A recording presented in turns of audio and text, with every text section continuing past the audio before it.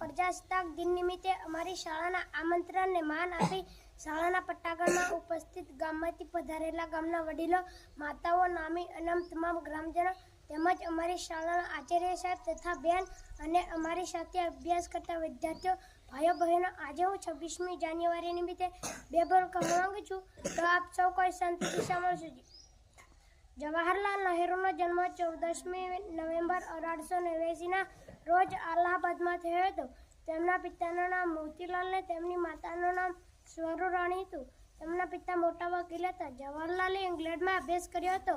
જવાહરલાલ ગાંધીજી સાથે આઝાદીની લડતમાં જોડાયા હતા.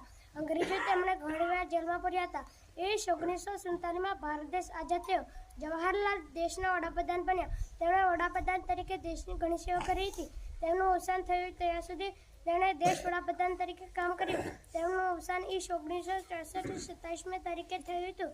તેમની સમાધિ દિલ્હીમાં છે. તેમનું સ્થળ શાંતિ તરીકે ઓળખાય છે. જવાહરલાલ નહેરુ આપણે અરમ અરમ એને સૂત્ર આપ્યું છે. ભારત માતા